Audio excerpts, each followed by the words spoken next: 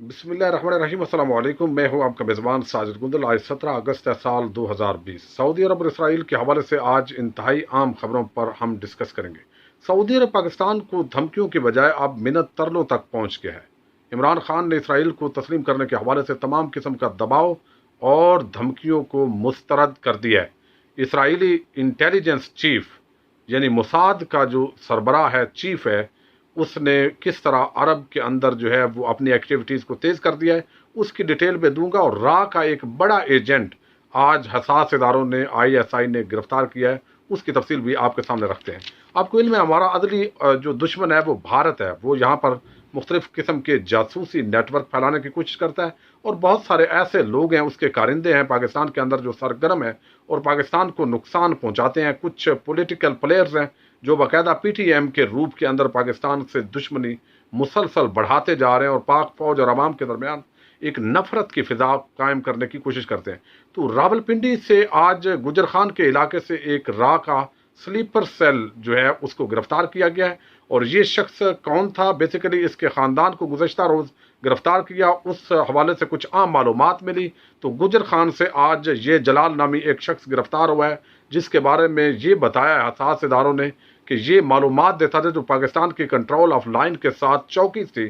وہاں بھارت کو معلومات دیتا تھا، اور بھارت ان پر فائرنگ کرتا تھا، اور اس وجہ سے اس کی کچھ کالز اور کچھ اور ایکٹیویٹیز جو مشکوک تھیں، اس حوالے سے اطلاعات ملی حساس اداروں کو، اور انہوں نے آج اس کو گرفتار کر لیا ہے۔ تو یہ اس 2 مہینے کے اندر بہت زیادہ را کے ایجنٹس پاکستان کے اندر گرفتار ہوئے ہیں۔ یہ ہماری ISI کی بہت بڑی کامیابی ہے۔ اب ہم آتے ہیں سعودی عرب کے حوالے سے، اور جو آپ کو بتاؤں اس وقت سچویشن ہے، ایک تو میں آپ کو یہ بات کلیئر کرنا چاہتا ہوں، اس وقت سعودی عرب اور اسرائیل کے حوالے سے وہی خبریں ہیں جو انٹرنیشنل میڈیا دے رہا ہے۔ سعودی عرب کے جو اخبارات ہیں، سعودی عرب کا جو ٹیلی ویژن ہے، چونکہ وہ حکومت کے کنٹرول میں ہے، تو کوئی بھی ایسی ایگزیکٹ خبر اس وقت تک نہیں ہے کہ جنرل باجوہ صاحب گئے ہیں۔ ابھی چونکہ ملاقات نہیں ہوئی، تو ڈیٹیل جو ہے میں سمجھتا ہوں اس حوالے سے زیادہ بات کرنا افواہوں پر مبنی غلط بیانی ہوگی، جو کہ نہیں کرنی چاہیے۔ اور میں کافی لوگوں کو دیکھ رہا ہوں کہ وہ جسٹ جو ہے وہ ویورشپ کے لیے ایسی بات کرتے ہیں، میں سمجھتا ہوں ایسا نہیں ہونا چاہیے۔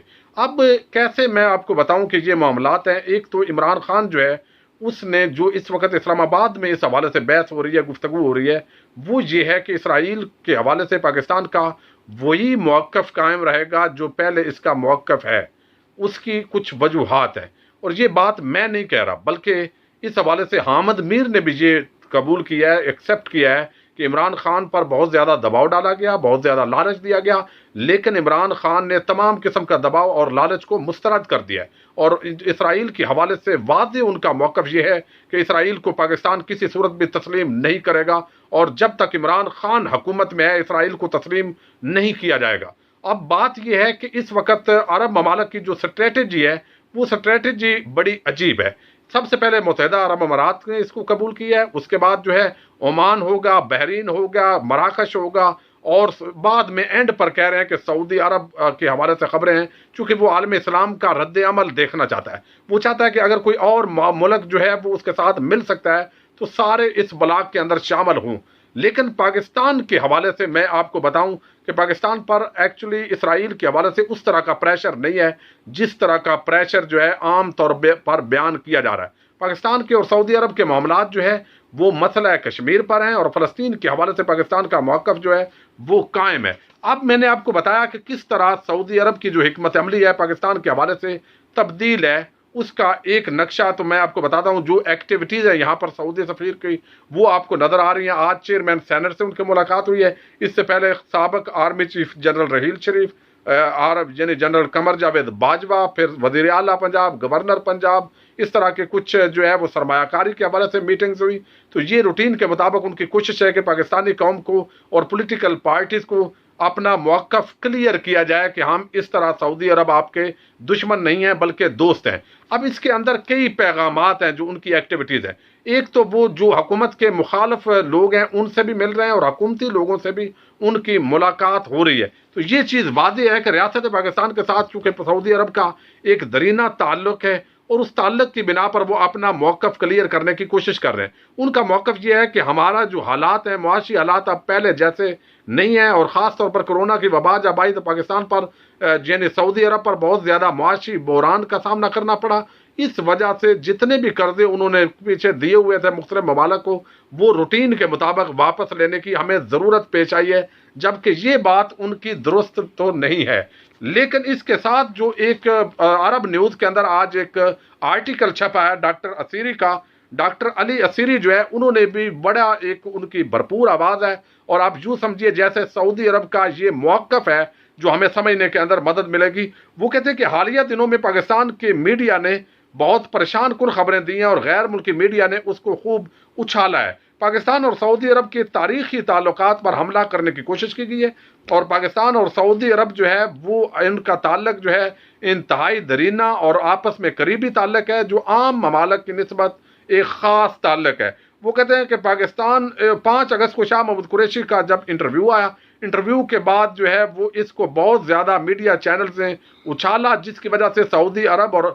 پاکستان کے تعلقات کے تناؤ کی خبریں دنیا بھر میں پھیلی۔ لیکن انہوں نے کہا کہ ایسی کوئی بات بھی نہیں ہے، بلکہ قریشی کے بیانات کے بعد اور جو کچھ غلط فہمی ہے پاکستان اور سعودی عرب کے درمیان ہوئی ہیں، اس حوالے سے کسی میڈیا چینل نے بھی سعودی عرب کا موقف لینے کی کوشش نہیں کی گئی، بلکہ جو کشمیر کے حوالے سے سعودی عرب کا موقف ہے وہ ہمیشہ کی طرح پہلے کی طرح کا موقف ہے، اور OIC کا اجلاس نہ ہونے پر سعودی عرب کا موقف ہونا بڑا ضروری تھا، لیکن میڈیا نے اس کو بڑھا چڑھا کر بیان کیا ہے۔ وہ کہتے ہیں کہ سعودی عرب اور پاکستان کے آج بھی اور کل بھی اور مستقبل میں بھی تعلقات برادرانہ رہیں گے، چونکہ یہ مذہبی، ثقافتی اور معاشی قسم کے ایک پائیدار قسم کے تعلقات ہیں جو ختم نہیں ہوں گے۔ اس سے ایک میسج ملتا ہے، وہ میسج یہ ہے کہ پاکستان اور سعودی عرب کا جو تناؤ ایک بہت زیادہ ایگزیجریٹ کیا جا رہا ہے، اس طرح کے معاملات نہیں ہیں، لیکن گڑبڑ ضرور ہے۔ وجہ یہ ہے کہ جس طرح اسرائیل کو عرب ممالک تسلیم کرتے جا رہے ہیں، تو پاکستان پر الٹیمیٹلی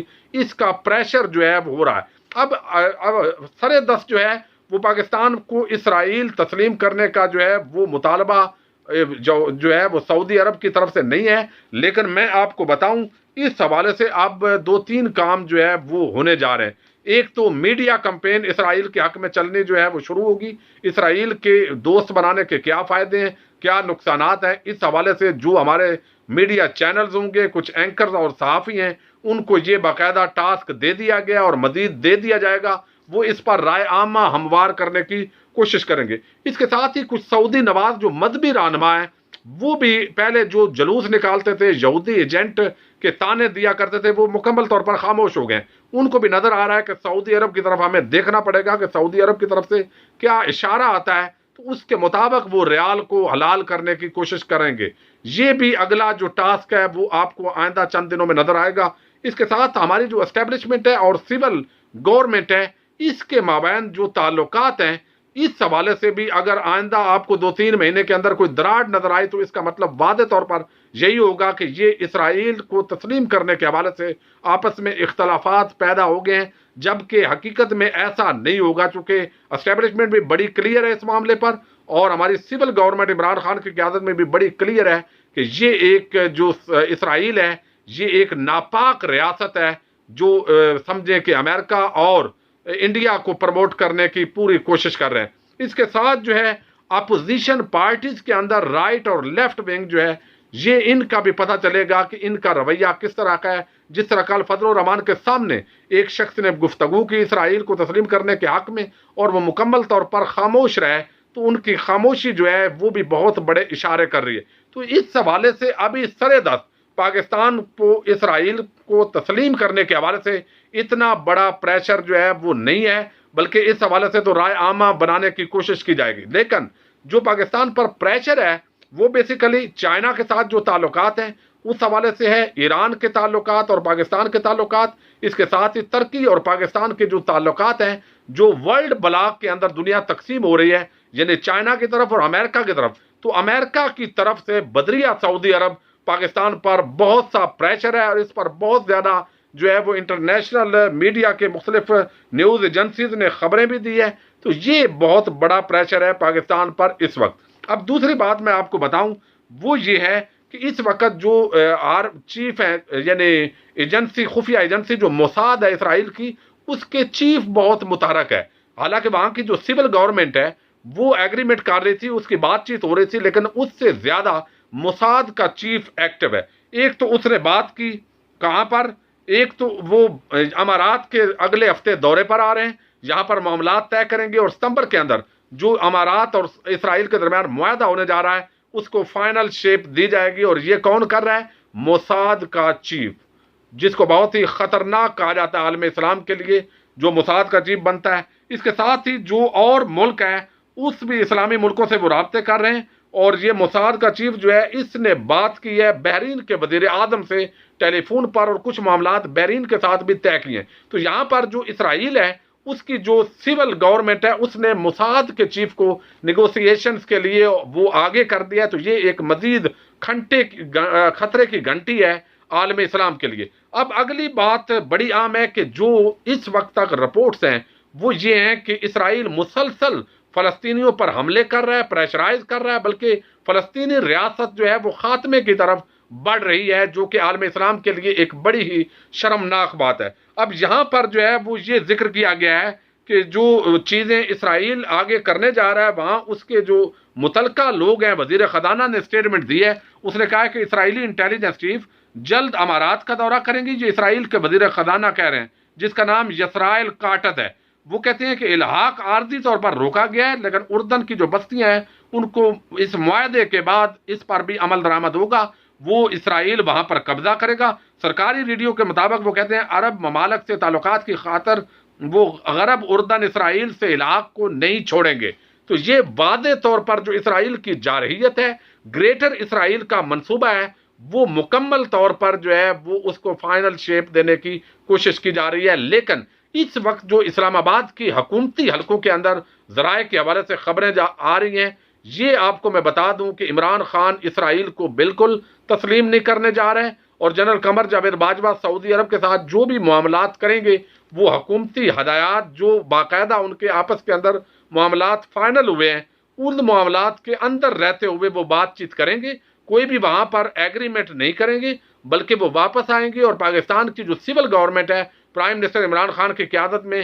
آپس میں صلاح مشورہ ہوگا، اور پاکستان کے مفاد میں اور عالم اسلام کے مفاد میں جو بہترین فیصلہ ہوگا وہی کیا جائے گا جو قومی امنگوں کے مطابق ہوگا. لہذا ہمیں اپنی پاک فوج پر اور موجودہ پرائم منسٹر عمران خان پر مکمل اعتماد کا اظہار کرنا چاہیے، اور کسی قسم کے وسوسوں کے اندر پڑنے کی ضرورت نہیں ہے. اپنے میزبان ساجد گندل کو نیکسٹ ویڈیو تک کے لیے اجازت دیجیے. اللہ حافظ.